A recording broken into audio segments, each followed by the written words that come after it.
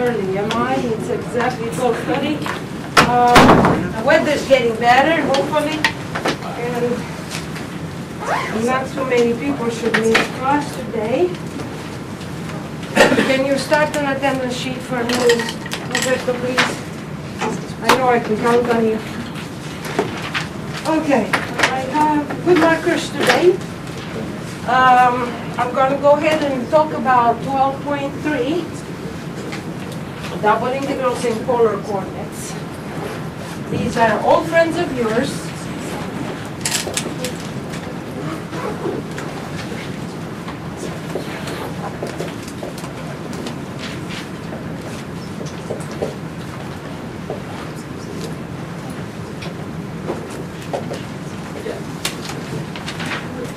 You've seen until now only double integrals that involve the rectangles, either a rectangle, we saw Fubini's theorem, Fubini-Tonelli, and we saw some type of double integrals, of course, that involve x and y, so-called type 1 and type 2 regions, which were, so we saw the rectangular case.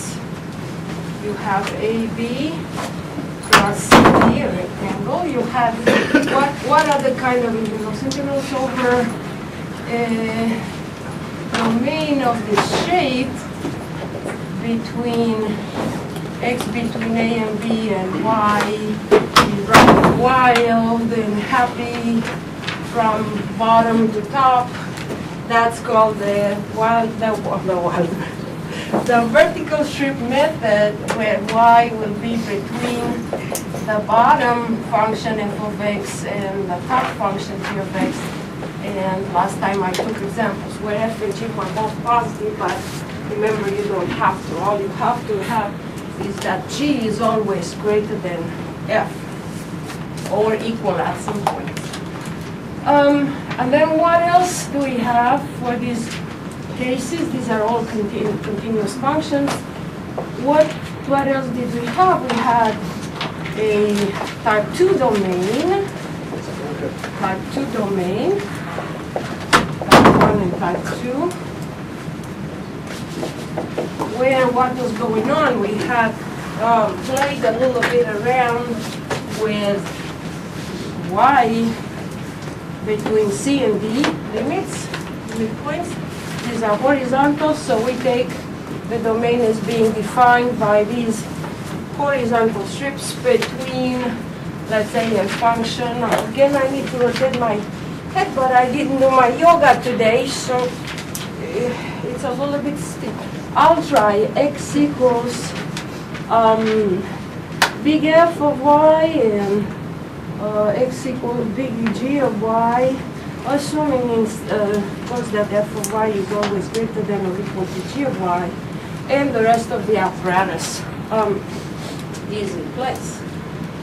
Those are not so hard to understand. We played around, we switched the integrals, we changed the order of integration from dy dx to dx dy, so we had to change the domain. We went from vertical strip method to horizontal strip method, or the other way around. And for what kind of example? Something like that. I think it was a leaf like that. We said, let's compute the area or compute another kind of double integral over this leaf in two different ways. And we did it with vertical strips, and we did the same with horizontal strips. So we reversed the order of integration, and we said, I'm having this double integral over domain of God knows what, f of x, y, continuous function, positive, continuous, whatever you want, and we say dA. We didn't quite specify the meaning of dA. We said dA is called the area element, but that sounds a little bit weird because it makes you think of surfaces. And an area element doesn't have to be a little square in general. It could be something like a patch on a surface bounded by two curvilinear segments in each direction. So you think, well, I don't know what that is. I'll tell you today what that is. It's a mysterious thing. It's really beautiful, and we'll talk about it. Now, what did we do last time? We applied the two theorems that allowed us to do this both ways, integral from A to B. What was my usual, this is down f of x and g of x, right? F dy dx, so if you do it in this order, it's gonna be the same as if you do it in the other order. A, B are these guys, and then this was CD on the y-axis. That's the range between C and D in altitudes.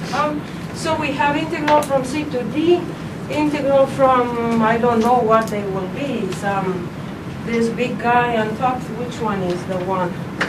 This one.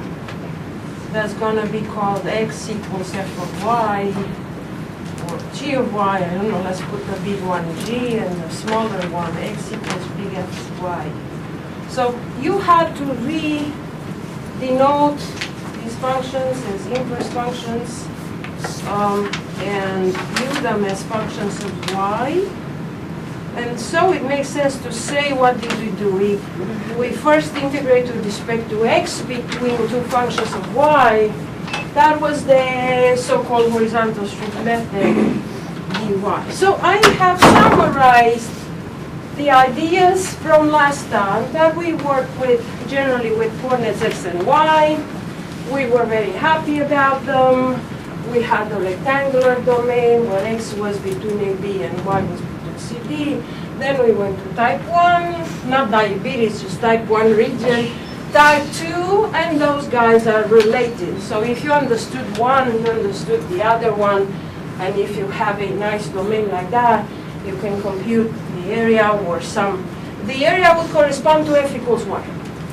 So if f is 1, then that's the area. That would also be a volume of a cylinder based on that region with height 1. Imagine a can of Coke that has height 1 and maybe better chocolate cake that has the shape of this leaf on the bottom, and then its height is of 1 everywhere. So if you put 1 here, you get the area element, and then everything else can be done by reversing the order of integration if f is continuous. But for polar coordinates, the situation has to be reconsidered almost entirely, because the area element, dA is called the area element,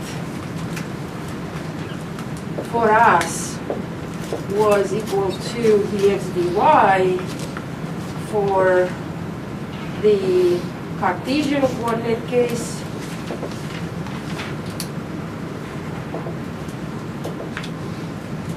And here I'm making a weird face, I'm a weirdo, saying, what am I gonna do? What is this gonna become for polar coordinates? And now you go, oh my God, not polar coordinates. Those were my enemies in Calc 2. Many people told me that.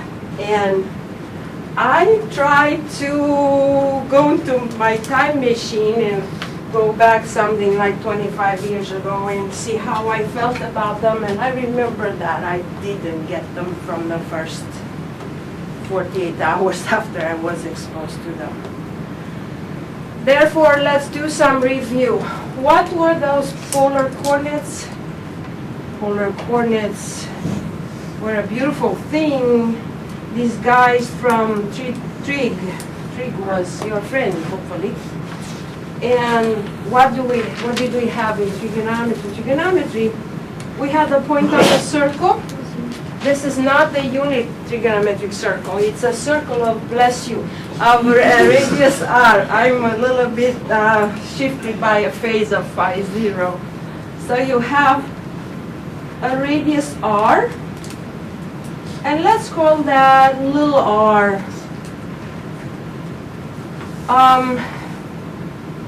And then we say, okay, how about the angle as the second polar coordinate? The angle formed by measuring from the, what is this called? The x-axis. Origin x-axis, OX. Going counterclockwise because we are mathematicians. I mean, every normal person, when they mix into a bowl, they mix like that. Well, I've seen that most of my colleagues, this is just a psychological test, okay? I wanted to see how they mix when they cook or mix up. Most of them mix trigonometric sense. I don't know if this has anything to do with the brain connections, but it was kind of weird. I don't have a statistical result, but most of the people I've seen that and do mathematics mix like that. So, trigonometric sense. What is the connection with the actual Cartesian coordinates? Do you know what Cartesian comes from as a word? Cartesian, that sounds weird. From Descartes. Exactly. Who said that? Roberto, thank you so much. I'm impressed. Descartes was French mathematician, but actually not. I mean, he was everything. He was a crazy lunatic. He was a philosopher, mathematician, a scientist in general. He also knew a lot about life sciences. But at the time, I don't know if this is true. I should check with Wiki or whoever can tell me. One of my professors in college told me that at that time there was a fashion that people would change their names like they do on Facebook nowadays. So they go and change your name from Francesca to Francie, from Roberto to Robbie, so if they would have to clean up Facebook and see how many names correspond to the ID, I think less than 20%. At the time it was the same. All the scientists love to Romanize their names. And of course he was of a Romance language, but he said, what if I make my name a Latin name? I changed my name into a Latin name. So he himself, this is what my professor told me, he himself changed his name to Cartesius. Cartesius, actually, in Latin, the way it should be spelled. Okay, very smart guy. Now, when we look at X and Y, there has to be a connection between X, Y as a couple and R theta as the same, I mean, another couple for the same point. Yes, sir? Cartesius is like a meaning flat. The name. These are the Cartesian coordinates, Not and the it sounds like the word map. I think he had meant to do a pun. But look, Descartes means from the maps, from the books or from the map. Yeah. So he thought what his name would really mean, and so he recalled himself. There was no fun, no Twitter, no Facebook, so they had to do something to enjoy themselves.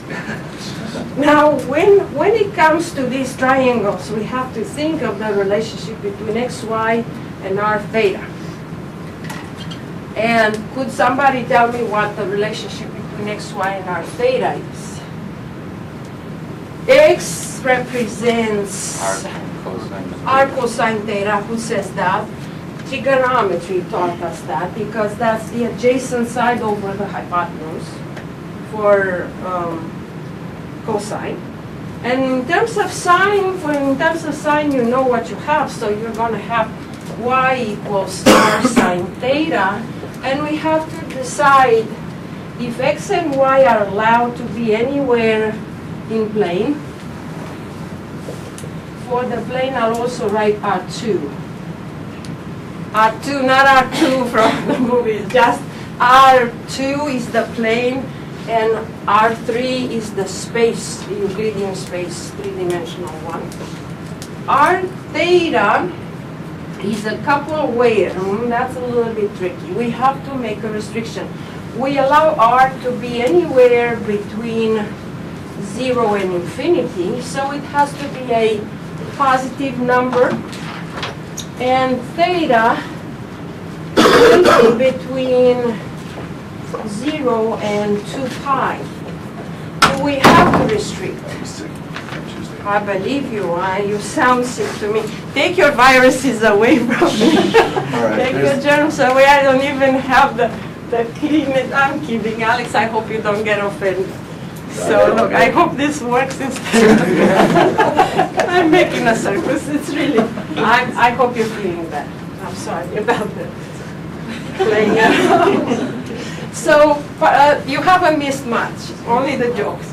So x equals r cosine theta, y equals r sine theta is your favorite change that was a differentiable mapping from the set xy to the set r theta back and forth.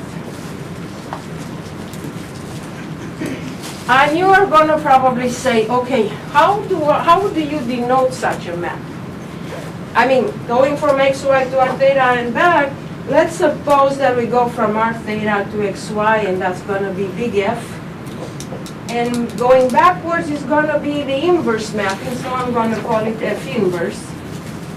So that's a map from a couple to another couple of numbers. And you say, okay, but why is that a map? All right, guys, now let me tell you. So x, you can do x as a function of r theta, right? It is a function of r and theta. It's a function of two variables. And y is a function of r and theta. It's another function of two variables. They are both nice and differentiable. We assume not only that they are differentiable, but the partial derivatives will be continuous. So it's really nice as a mapping. And you think, could I write the chain rule? This is the whole idea. What is the meaning of differential dx and differential dy? Since I was chatting with you on email, and you asked me to help you with homework, I had to go over differential again. If you were to define, like Mr. Leibniz did, the differential of the function x with respect to both variables, that was a sum, right? You've done that in the homework. It's fresh in your mind. So you get x sub r dr plus x sub what? Sub theta d theta.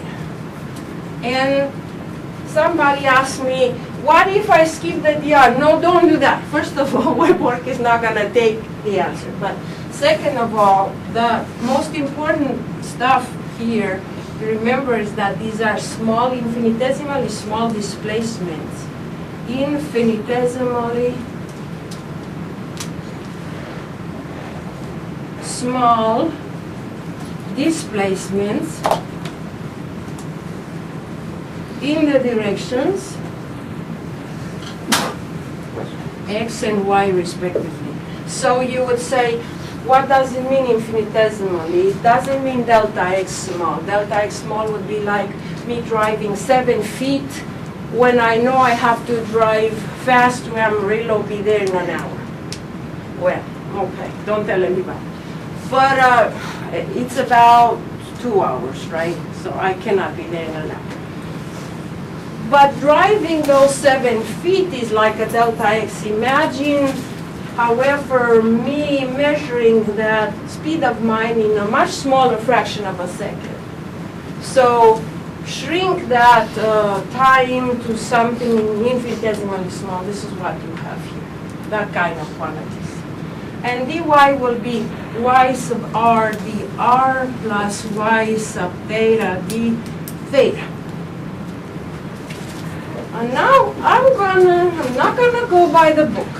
I'm gonna go in a little bit more in depth, because in the book, first of all, let me tell you, if I went by the book, what I would come up with.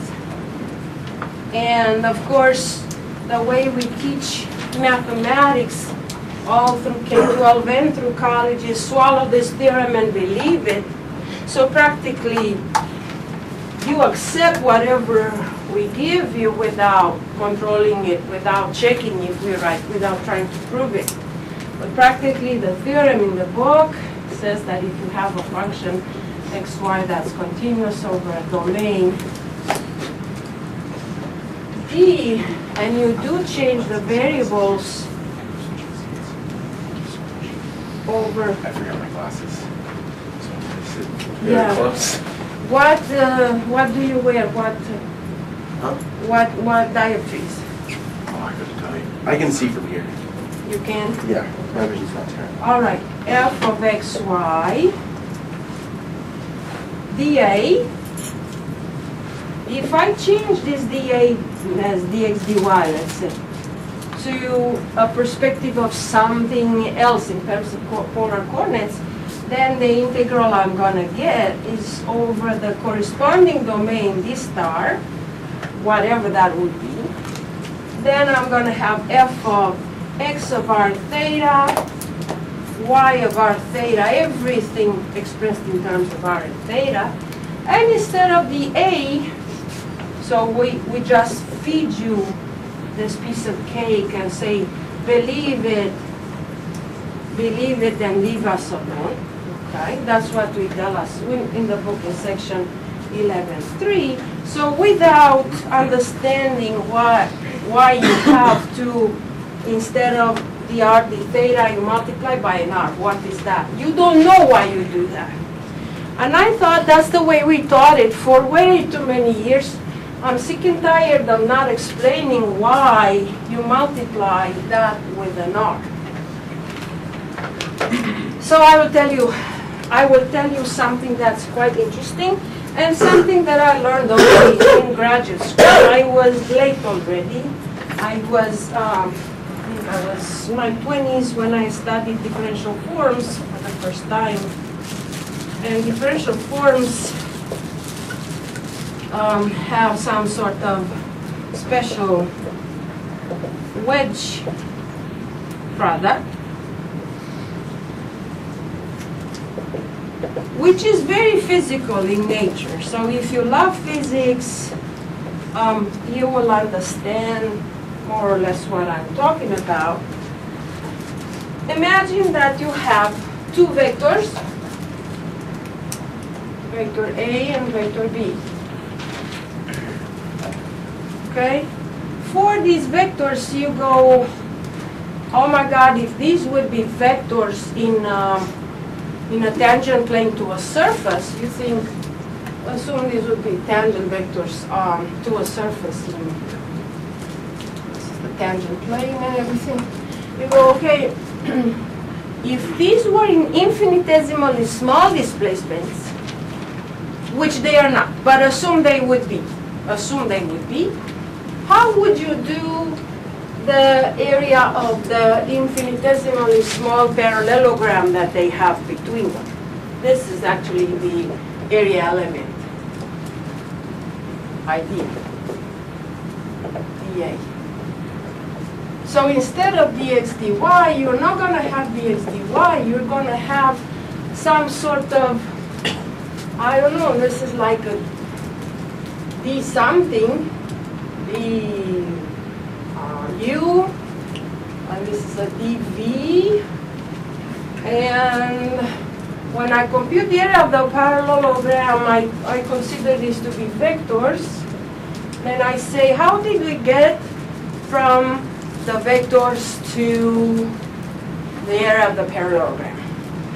We took the vectors, we shook them off, we made a cross product of them,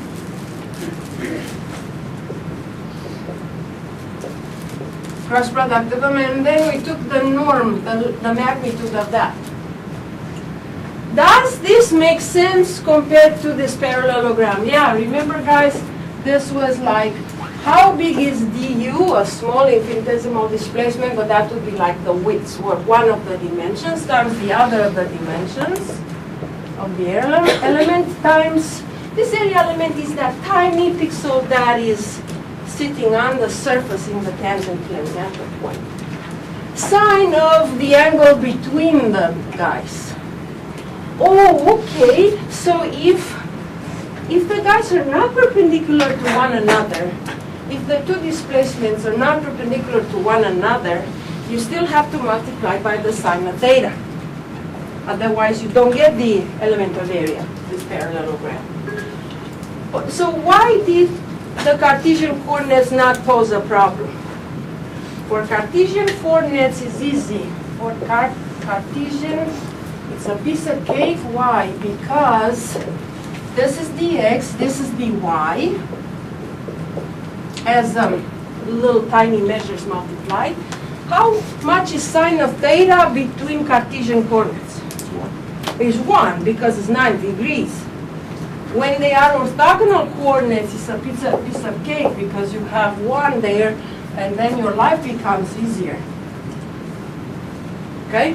So, in general, what is the area element? The area element for arbitrary coordinates, so area element for some arbitrary coordinates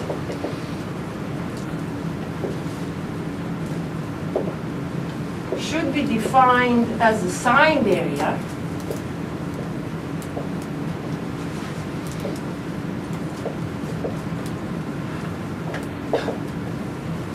and you say, what do you mean as a signed area, and why would you do that?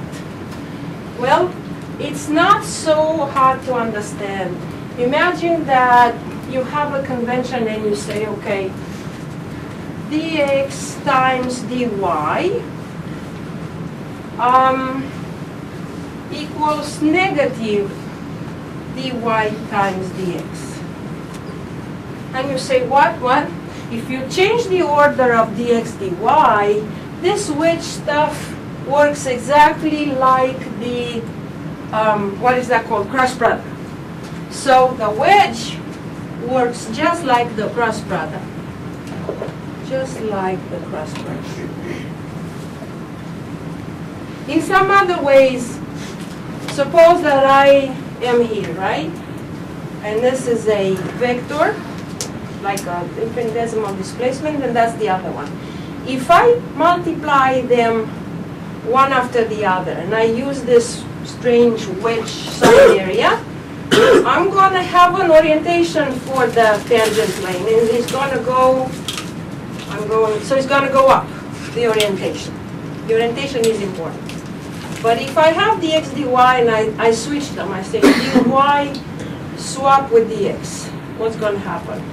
I have to change the clock, I have to change to clockwise, and then the orientation goes down. And that's what they use in mechanics when it comes to the normal to the surface. So again, you guys remember we had two vector products and we did the cross product and we got the normal. If it's from this one to this one, it's counterclockwise, it goes up.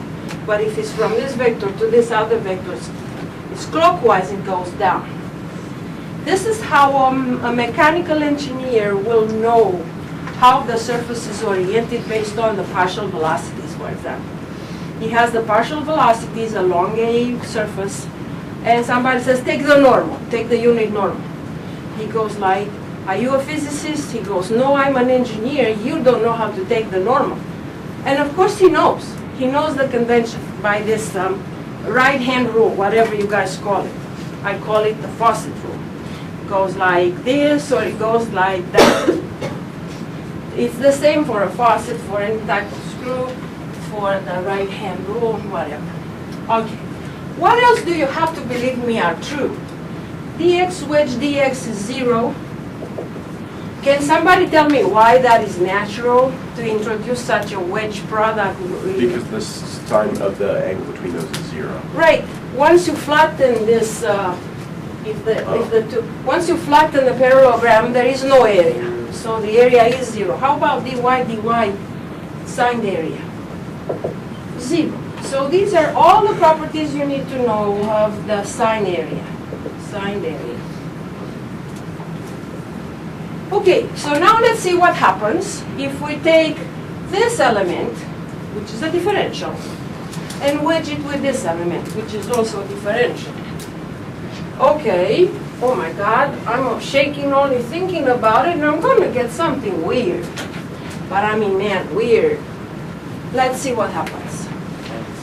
Dx wedge dy equals. Do you guys have questions? Let's see what the mechanics are for this type of computation.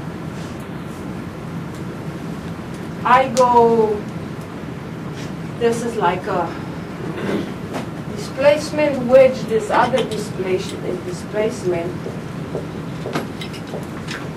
Think them as little vector displacements, and as if you had a cross product of some sort. Okay, how does this go? It's distributive.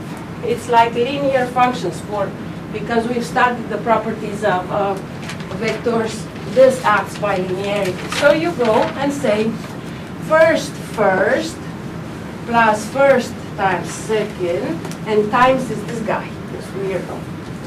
Plus second times first, plus second times second. Where the wedge is the operator that has to satisfy these conditions, similar to the cross product. Okay, then let's go x sub r, y sub r, dr wedge dr.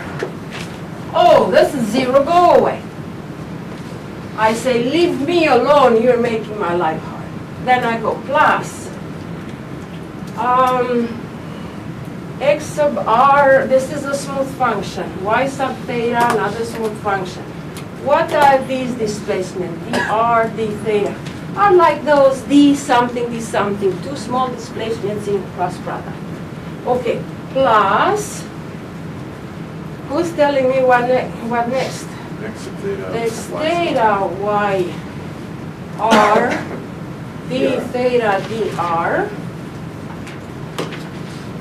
Is it clear I did the second guy from the first one with the first guy from the second one? And finally, I'm too lazy to write it down. What do I get here? A zero. Why is that? Because d theta wedge d theta is zero. It's like you are flattening the, there is no more parallelogram. Okay? So the two dimensions of the parallelogram become zero. Parallelogram will become second. What you get is something really weird. And we don't talk about it in the book, but that's called the Jacobian. dr, d theta, and d theta, dre, once you introduce the sign area, you finally understand why you get this r here, what the Jacobian is. If you don't introduce the sign area, you'll never understand. And you cannot explain it to anybody, any student in calculus. Okay, so this guy, d theta wedge dr, is just swapping the two displacements. So it's going to be minus dr d theta. Why is that, guys?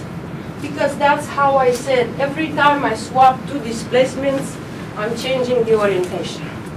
It's like the cross product between A and B and the cross product between B and A, so I'm going up or I'm going down, I'm changing orientation. What's left in the end? It's really this guy that's really weird. I'm going to collect the terms. One from here, one from here, and a minus. Go ahead. Do the wedges just cancel out? This was zero, this was zero, and this dr d theta is non-zero, but he's the common factor. So I pull him out from here, I pull him out from here, out, factor out, and what's left is this guy over here, who is this guy over here, and this guy over here with a minus, who gives me minus, what is minus d theta yr. That's all. So now you will understand why I'm going to get r.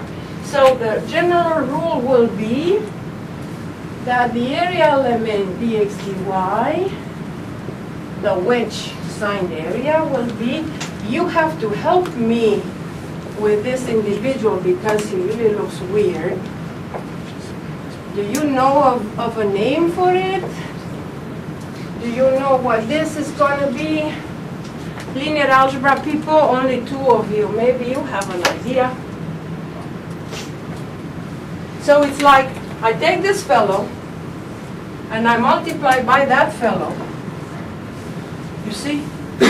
Multiply these two. And then I go minus this fellow times that fellow. It's like a determinant of something. Yeah. So when people write the differential system, 3351, you will understand that this is a system, okay? It's a system of two equations. If they are little like vector displacements, you're going to write it like that. dx dy will be matrix multiplication dr d theta. And how do you multiply? X sub r, x sub theta. So you go first row times first column gives you that. And second row times the column gives you this. Y sub r, y sub theta. This is a magic guy called Jacobian. We keep this a secret, and most professors don't even cover 12.8 because they don't want to tell people what a Jacobian is. This is little r. I know you don't believe me, but the determinant of this matrix must be little r. You have to help me prove that. And this is the Jacobian. Do you guys know why it's called Jacobian? It's the determinant of this matrix. Let's call this matrix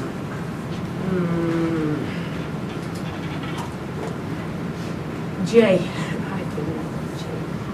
And this is J, determinant of script J.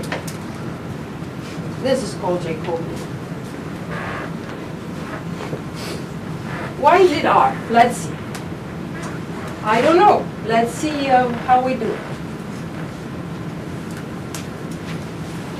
This is R cosine theta, right? This is R sine theta. So dx must be, what's x sub r? X sub r, cosine theta. E plus. What is x sub t? X sub theta. I need to differentiate this with respect to theta. It's going to be negative r sine. Minus r sine theta, very good. And d theta. Then I go dy was sine theta dr. I'm looking at these equations and I'm repeating them for my case.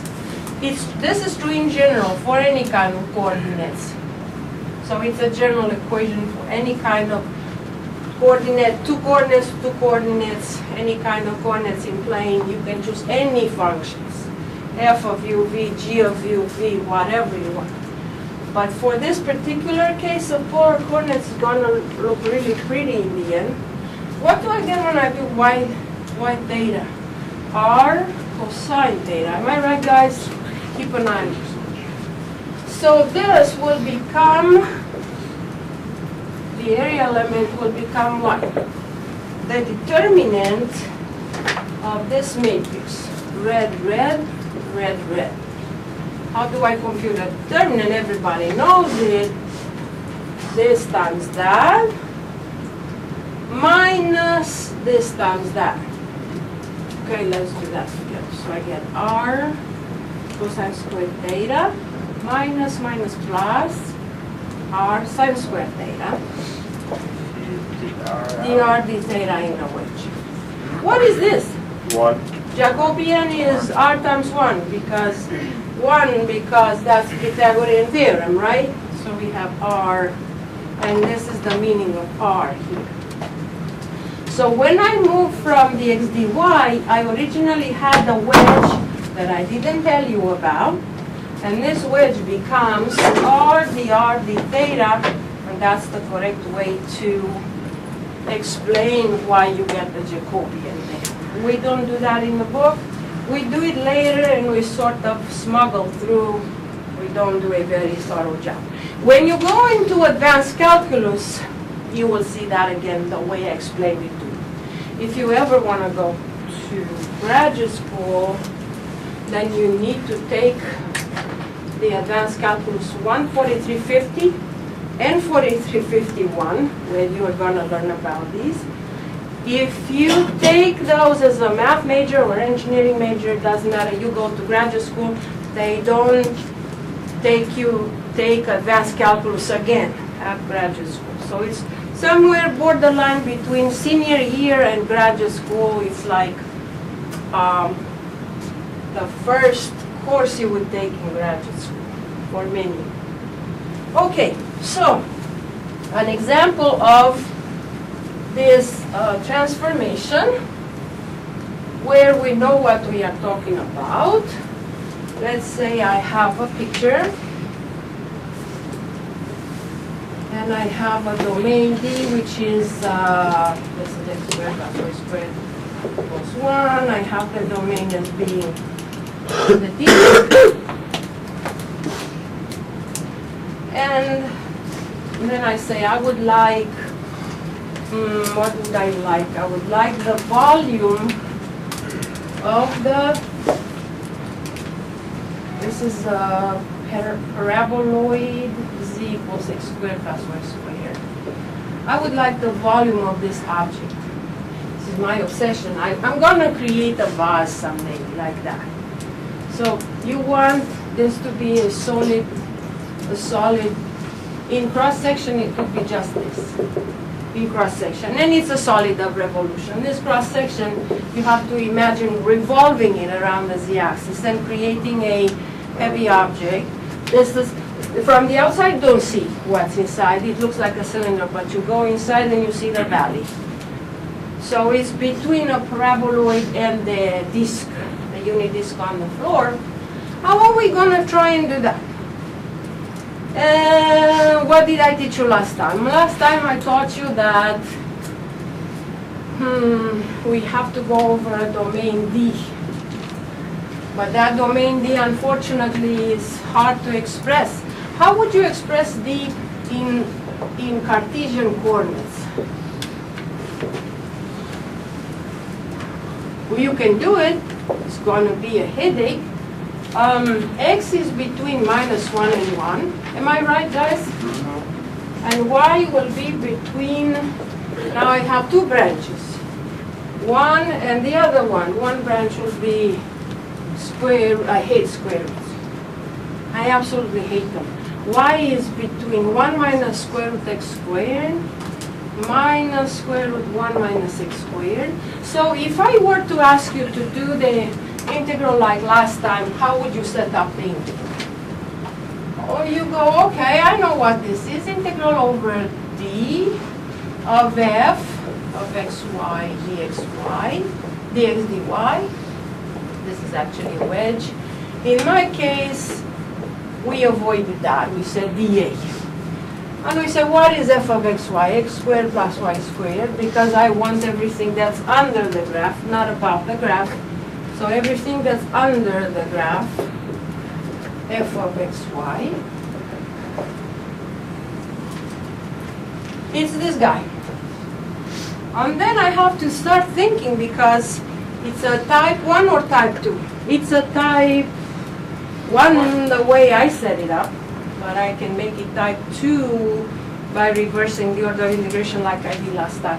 If I treat it like that, it's going to be type 1 though, right? So I have to put dy first, and then change the color to dx. And since Mr. Y is the purple guy, y would be going between these ugly square roots that go on my nerves.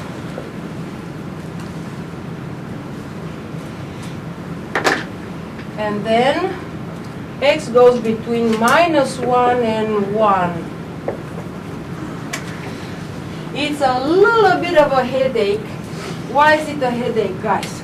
Let's anticipate what we need to do if we do it like last time. We need to integrate this ugly fellow in terms of y. And when we integrate this in terms of y, what would we get? Don't write it because it's going to be a mess. We get x squared times y plus y cubed over 3. And then instead of y, I have to replace those square roots, and I'll never get rid of the square roots. It's going to be a messy thing. And I may even not able, in general, I may not even be able to solve the integral. And that's a big headache because I'll start crying, I'll get depressed, I'll take Prozac, whatever you take for depression. I know I never took because I'm never depressed. So what do you do in that case? Switch to polar. You switch to polar. So you use this big polar switch theorem, the theorem that tells you be smart, apply this theorem, and have to understand that the D, which was this expressed in Cartesian coordinates is D.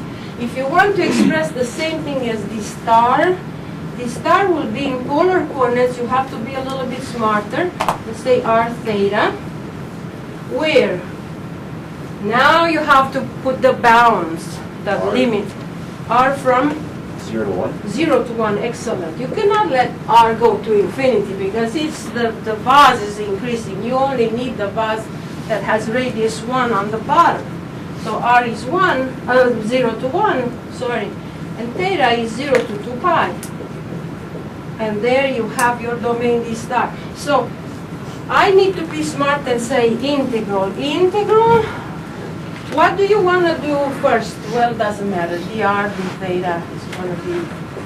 So Mr. Theta will be the last of the two. So theta will be between 0 and 2 pi, a complete rotation, r between 0 and 1. And inside here I have to be smart and see that a life can be fun when I work with polar coordinates. Why? What is the integral? X squared plus y squared. I've seen him somewhere before when it came to polar coordinates. So that'd be r squared. That will be r squared. R squared times, never forget the Jacobian. And the Jacobian is Mr. R. And now I'm going to take all this integral. I'll finally compute the volume of my vase. Imagine that this vase would be made of gold. This is my dream. So imagine that this vase would have, I don't know what dimensions. I need to find the volume and multiply by the density of gold and find out. Yes, sir. Professor, like in this question, we can't replace d theta dr, like we can't switch it. We can't switch it. Yes, you can. That's exactly my point. I'll tell you in a second. When can you replace d theta dr? You can always do that when you have something under here, which is a big function of theta times a big function of r, because you can treat them differently. Okay, we'll work about this before. Now, well, later. Now this has no theta. So actually the theta is not going to affect your computation. Let's not even think about theta for the time being. What you have inside is calculus 1. When you have a product, you can always switch, and I'll give you a theorem later. 0 over 1, r cubed. Thank God, this is calc 1. Integral from 0 to 1, r cubed dr. That's calc 1. How much is that? I'm lazy. I don't want to do it. Is 1/4. Very good, thank you.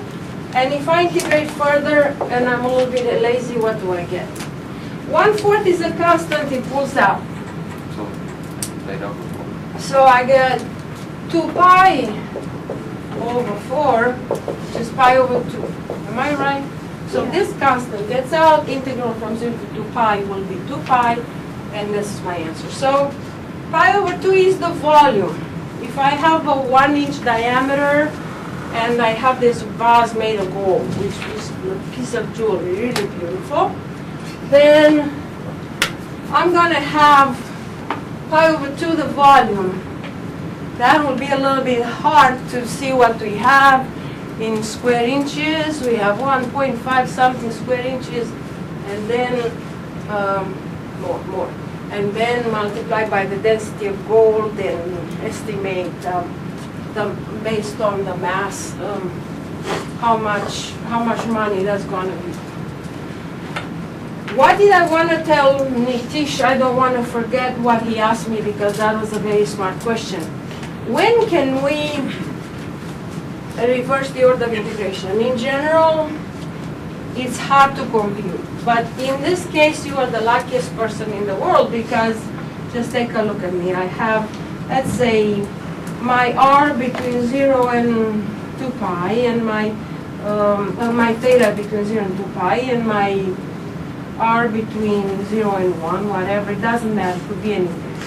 And here I have a function of r and a function g of theta only, and it's a product. The variables are separate. When I do, what do I do first, the r or the theta? The r. When I do the r, with respect to the r, this fellow goes, I don't belong in here. I'm Mr. Theta that doesn't belong in here. I'm independent. I want to go out. And he wants out. So you have some integrals that you got out a g of theta and another integral, and you have f of r dr in a bracket. And then you go d theta, sorry. What's going to happen next? You solve this integral, and it's going to be a number. This number could be 8, 7, 9.2, God knows what. Why don't you pull that constant out right now? So you say, okay, I can do that. It's just a number, whatever that's going to be, integral of f dr, times, what do you have left when you pull that out? A what? Integral of g, the integral of g of theta, d theta. So we just proved the theorem that is really pretty. If you have to integrate, and I'll try to do it here. No. So essentially, when you're integrating with respect to r, you can treat any function of only theta as a constant?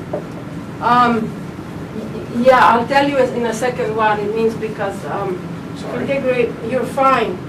For domain, rectangular domains, let's say u between alpha beta, v between gamma delta, then what's going to happen is, you said very well, integral from, who do you want first, dv or du? dv, du, it doesn't have, okay? V is between gamma delta, v is the first guy inside, okay. Gamma delta, I should have put ct. God's sake. It's all Greek to me. What did I pick? Greek people. Okay. If this is going to be a product of two functions, one is in u and one is in v, let's say a big A of u and big B of v, I can go ahead and say product of two constants. And who are those two constants I was referring to? You can do that directly. If the two variables are separated through a product, you have a product of two separate variables. A is only in u, depends only on u, and B is only on v. They have nothing to do with one another. Then you can go ahead and do the first integral with respect to u only of a of u du, u between alpha beta, that was your first variable, times this other constant, integral of v of v dv, where v is moving between gamma delta. Instead of alpha beta gamma delta, put any numbers you want. Okay, this is the lucky case. So you're always hoping that on the final you can get something where you can separate. Here you have no theta. This was the luckiest case in the world. So it's just r cubed times theta. But you can still have a lucky case when you have something like a function of r times a function of theta. And then you have another beautiful polar coordinate integral that you're not going to struggle with very long. Okay, I'm going to erase here.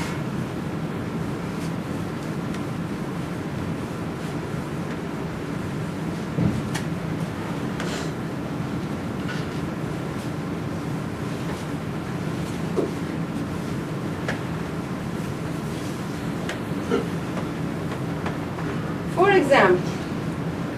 Let me give you another one. Suppose that somebody was really mean to you and wanted to kill you in the final and gave you the following problem. Assume the domain D, they don't even tell you what it is, they just want to challenge, will be xy with the property that x squared plus y squared is between 1 and a 4. Compute the integral over D of arctan of y over x and dA, where dA would be ds dy. So you look at this cross-eyed and said, gosh, whoever, we don't do that. But I've seen this given at a school where they never covered this particular example. They covered something like the previous one I showed you. But they never covered this, and they say, okay, they're smart, let them figure this out. And I think it was Texas A&M.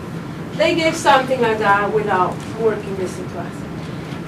They assume that the student should be good enough to figure out what this is in polar coordinates. So in polar coordinates, what does the theorem say? We should switch to a domain D star that corresponds to D. Now D was given like that, but we have to say the corresponding D star reinterpreted in polar coordinates, our theta has to be also written beautifully out. Unless you draw the picture, first of all, you cannot do it. So, and the prof at Texas A&M didn't even say draw the picture and think of the meaning of that.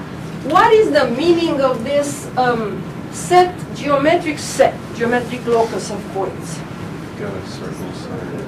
You have concentric circles of radius 1 and 2, and it's like a ring. It's an annulus. And he said, oh, well, I didn't do it. I didn't mean they were smart. I gave it to them to do it.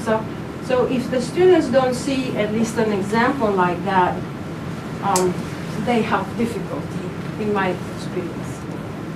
Okay, for this kind of annulus, you see the radius would start here, but the dotted part is not included in your domain.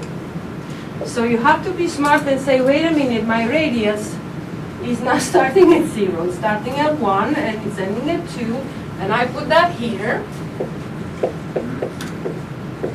And theta is the whole ring, so from 0 to 2 pi.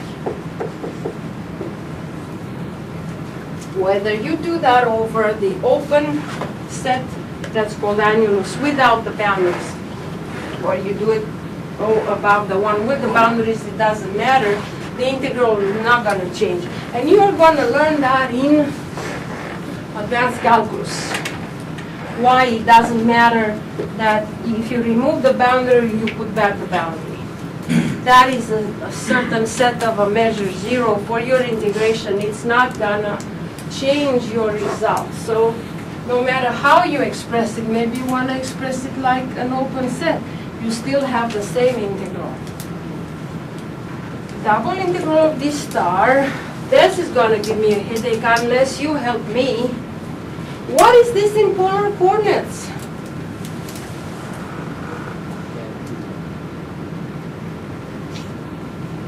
I know once I figure out the integrand, I'm going to remember to always multiply by an r, because if I don't, I'm in big trouble.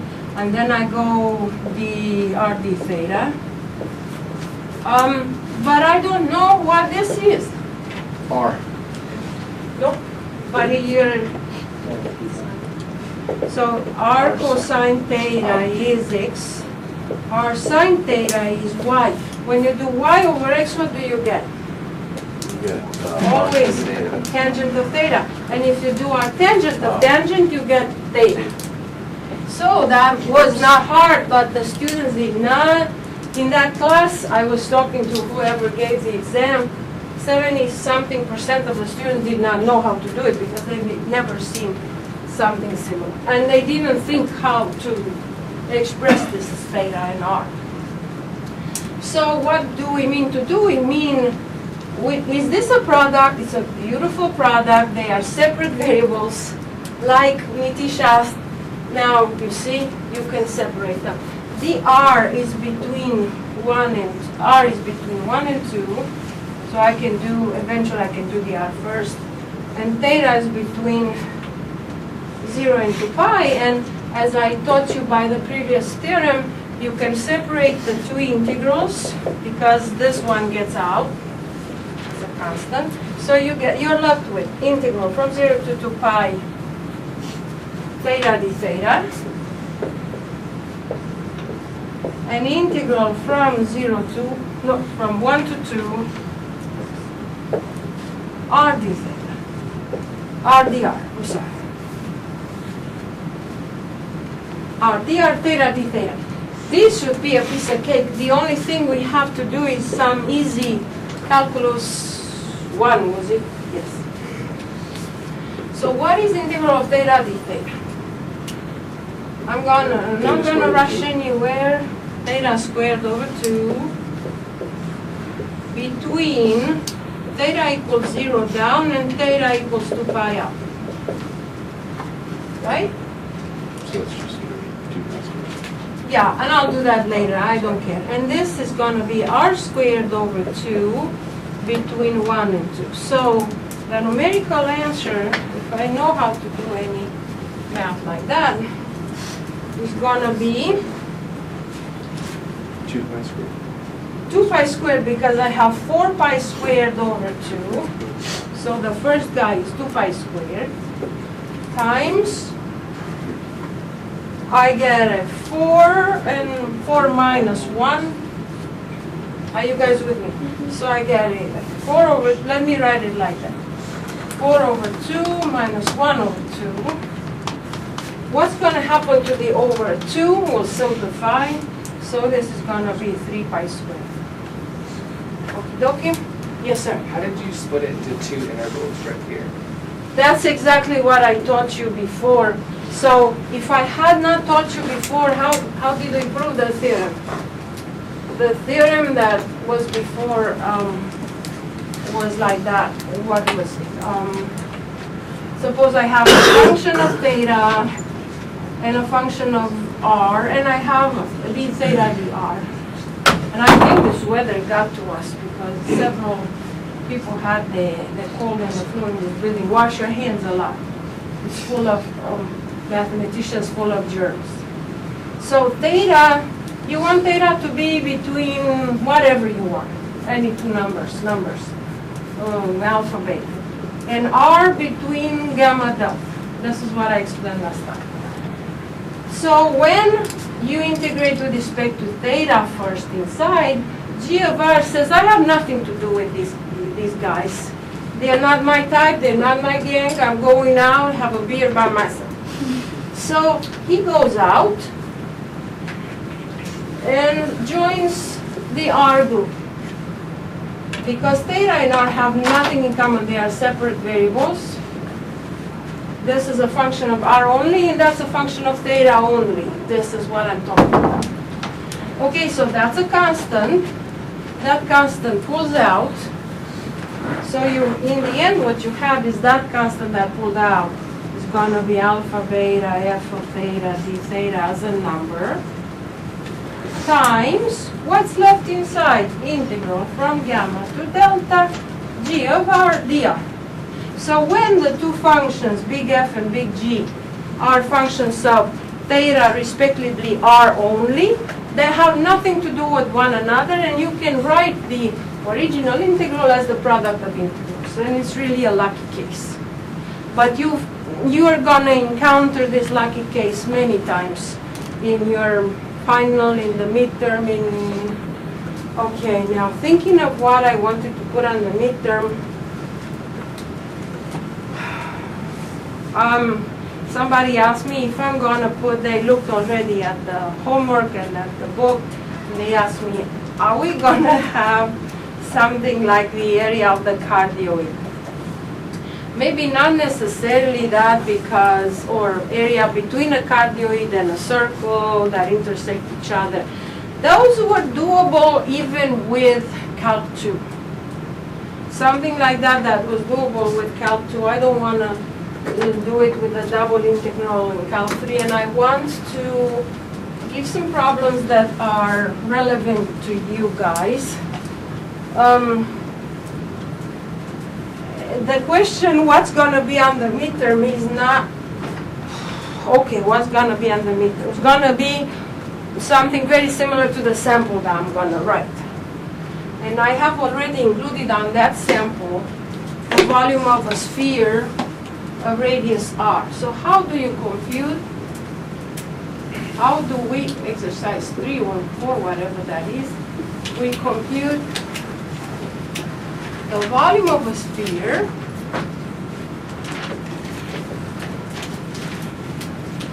using double integrals.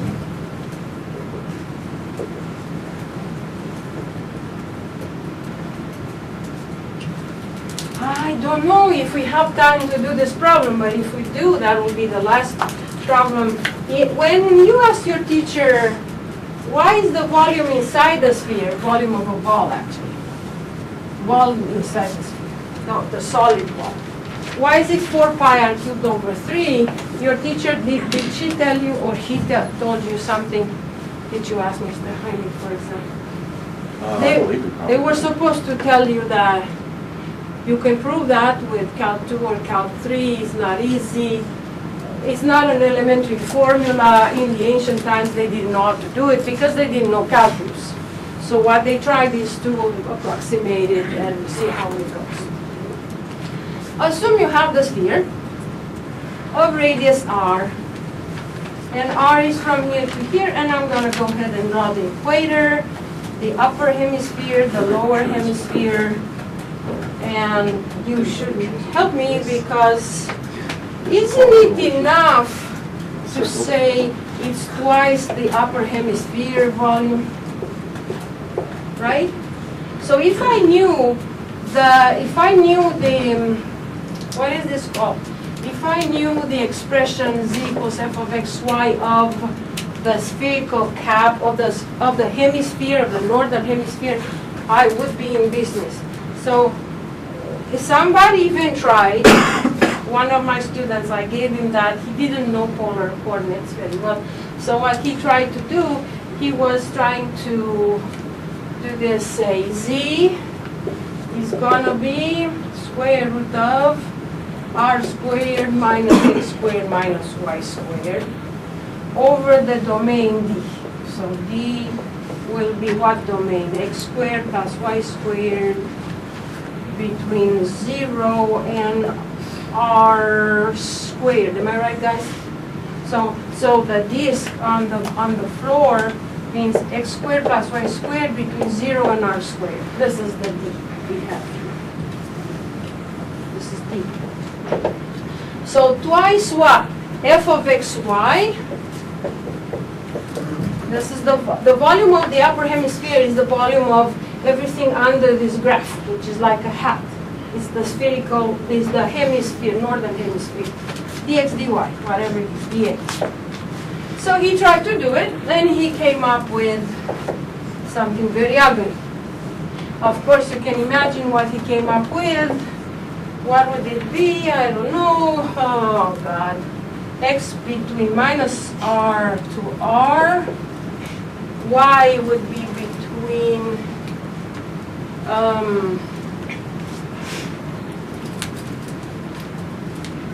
y would be between 0 and, well,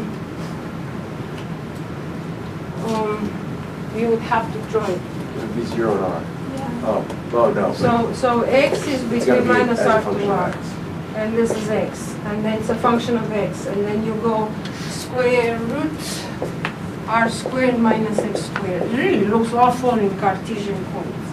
And then for f, he just plugged in that thingy. and he said dy dx. And he would be right, except that I would get a headache just looking at it. Because it's a mess. It's a horrible, horrible mess. I don't like it. So how am I going to solve this in polar coordinates? I still have the 2. I cannot get rid of the 2. How do I express in polar coordinates? The 2 will be 1 for the upper part, 1 for the lower part. How do I express in polar coordinates the disk?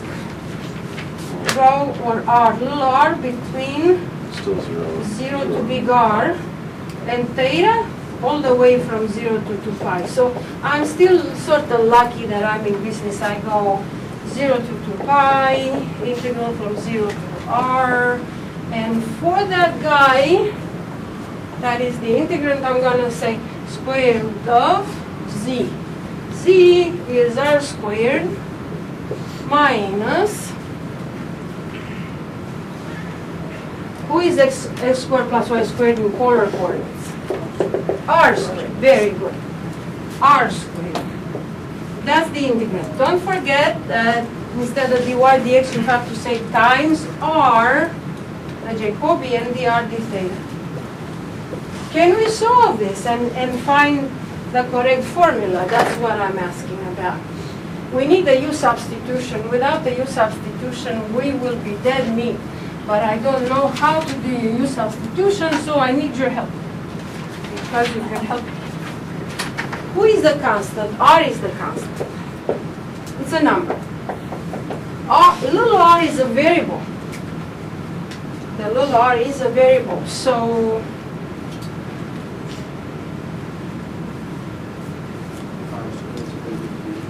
u, very good. R squared minus r squared. How come this is working so well? Log y du will be constant prime 0 minus 2r dr. So I take this couple called r dr, this block, and I identify the block over here. And r dr represents du over minus 2, right? So I have to be smart and attentive, because if I make a mistake now at the end, it's all over. So 2 times integral from 0 to 2 pi. I could get rid of that and say just 2 pi. Are you guys with me? I could say 1 d theta as a product go out times, and this is my integral that I'm worried about, the one only in R. Let me review it.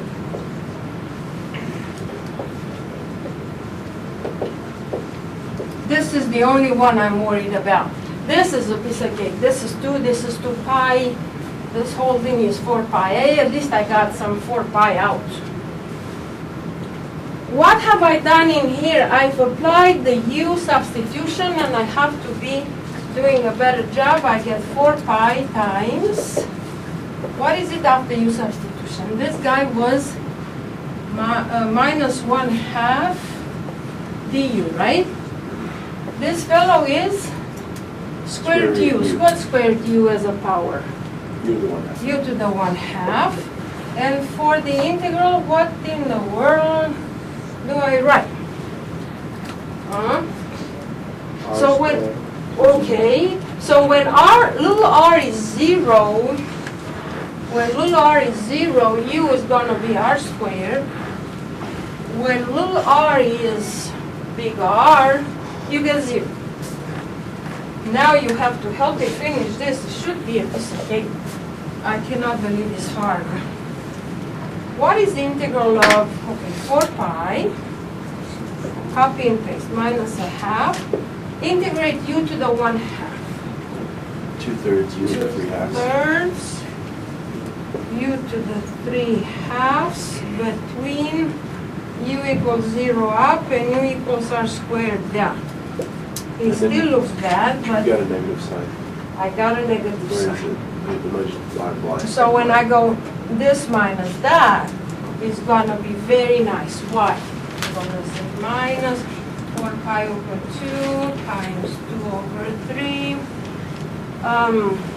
I should have simplified them from the beginning. I got minus 5 pi over 3 times. At 0, I have 0. At r squared, I have r squared, and the square root is r cubed. R cubed minus r cubed. Oh my God, look how beautiful it is. 2 minuses in a row, multiply, give me a plus. This is the answer. Plus 4 pi up over 3 down, r cubed. So we proved something that is essential, and we knew it from when we were in school, but no, they told us that we cannot prove it because we couldn't prove that. The volume of a ball was 4 pi r cubed over 3. Yes, sir? Why are the limits of integration reversed? Like why is r squared Reversed on the bottom? because first comes little r, 0, and then comes little r to be big R. When I plug them in this order, so let's plug in first, little r equals 0. I get, for the bottom part, I get u equals r squared. And when little r equals big R, I get big R squared minus big R squared equals 0. And that's the good thing, because when I do that, I get a minus. And with the minus I already had, I get a plus. And the volume is a positive volume, like every volume, 4 pi r cubed over 3. So that's it for today. We finished 12.3 polar coordinates. And we will next time do some homework. I opened the homework for you. So go ahead and do at least the first 10 problems. If you have difficulties, let me know on Tuesday so we can work some in class. Thank you so much. I really appreciate it. So I went to the admission office. I asked them to register. I spoke with them. They said, oh, it's a little bit confused, but I'll talk to my boss how to get the system. So it will be done in the same But they already had. They entered all the syllabi, all the 3 syllabi in the same document, which they are not supposed to do. They were supposed to separate them. 1, 2, and 3. When I said, okay, this is the credit I recommend for them. I recommend 2360, linear algebra. 3350. That's right, so you And separately, those were combined in. Then 2340. They didn't answer. Yes, but they wanted an electronic answer from me.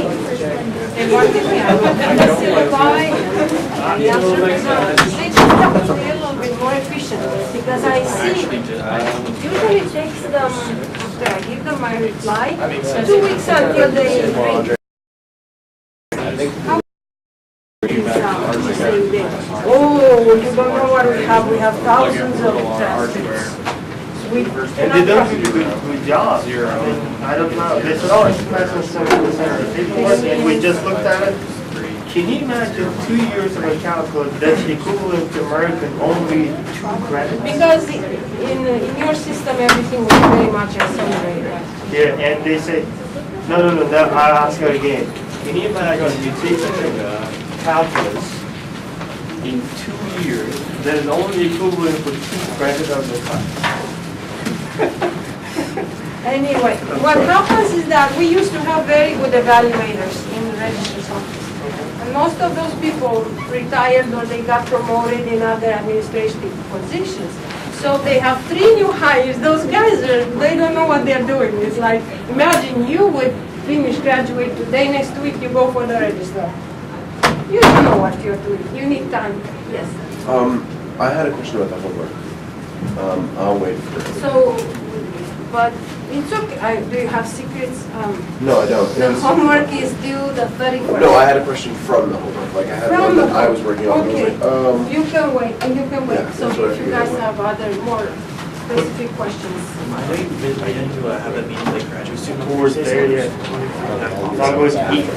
So, There is only one We have a meeting. test tonight, so. Oh, you mean, yes, I do. I have the following Seven. three. I'll be the elements. library, you'll find. Yeah, it'll be the next. Tuesday, Wednesday, and Friday. Friday. No, Tuesday, Wednesday, and Thursday. On Friday, we can have something, some special arrangement. This Friday? That'd be nice. Okay. How about like do you have any today? 11:15? Today I have Thursday, I have, right now. Right now? 2 o'clock. And I think the grad students will come later, so Okay. you can just find out. Okay. And tomorrow around 11, because I have meetings before 11 Okay. at the college. Fair enough. Do you mind if I go get something to eat first, or like how long Of would course, you think go you'll be in ahead, your and office? even if they come, I'm gonna stop them and talk to you. So Okay. don't worry Thank you very about much. it. I'll see you I later. just want to say I'm sorry for being late. I slept in one this morning. Oh, did you get the chance to sign? I Okay. signed the release. There is no problem. I woke I'm up. glad I woke you up made at it. 12:30. Like I woke up at like 11:30 and then fell right back to sleep. And then I got up and I looked at my phone. It was 12:30. I was like, I have class right now. And so what happened was like You I were had to come- tired. You were doing Yeah, I've been homework working on until late. homework and Yes. like I usually am on for an earlier class, so like I typically go to bed earlier than I did last night, and so I just overslept. So I did the same, anyway. You have a I good rest of the day. have similar experience. Thank you. You too. So, show me what you want to There it ask. was. I looked at that problem and I thought, that's extremely simple.